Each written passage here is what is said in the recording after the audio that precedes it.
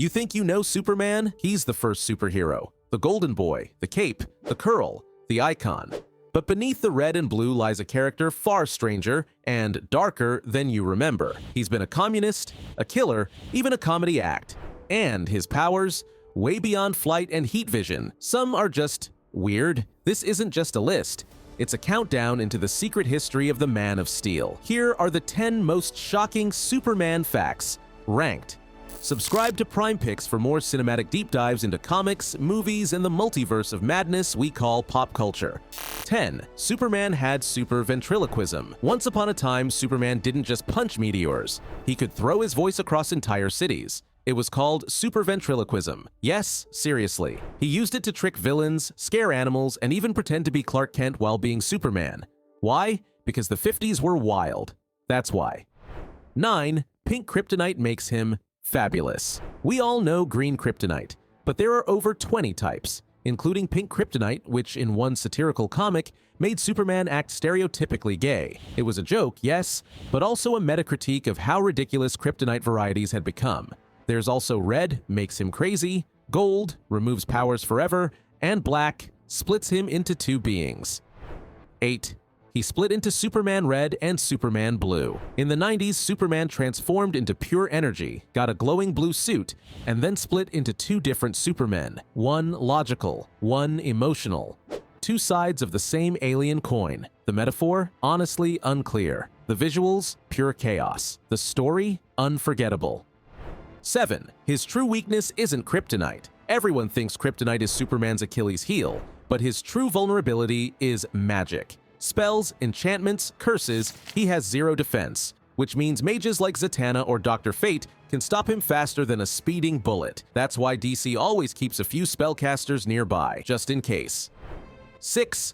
Superman was originally a villain. In 1933, the very first version of Superman, created by Siegel and Schuster, was a bald, psychic villain bent on world domination. He wasn't a hero. He was a superpowered tyrant. Only later did they flip the script, turning him into the protector of truth and justice. But the original Superman, he was more like Lex Luthor. 5. Superman has killed and liked it. People say Superman doesn't kill, but canon says otherwise. In Man of Steel, he snaps Zod's neck.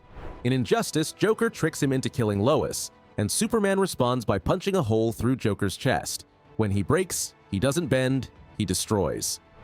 4. Superman was a Soviet weapon. In Superman, Red Sun, Kal-El's ship crashes not in Kansas, but in the Soviet Union. He grows up to be Stalin's enforcer, a totalitarian demigod in red armor ruling with an iron fist. It's one of DC's boldest Elseworld stories, and it makes you wonder, is Superman good because of where he landed?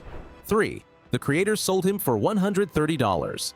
In 1938, Siegel and Schuster sold the rights to Superman to DC Comics for $130. Decades later, they were broke, watching their creation become a billion-dollar icon. It took legal battles, fan protests, and public outcry before they finally got credit and compensation. The Man of Steel's origin is heroic. His creator's story, tragic.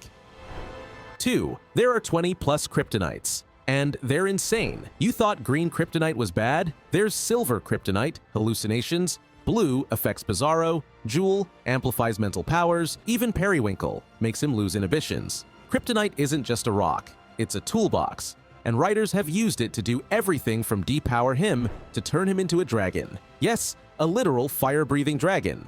1. Superman isn't a hero, he's a reflection. Here's the truth. Superman wasn't made to be relatable, he was made to be a mirror.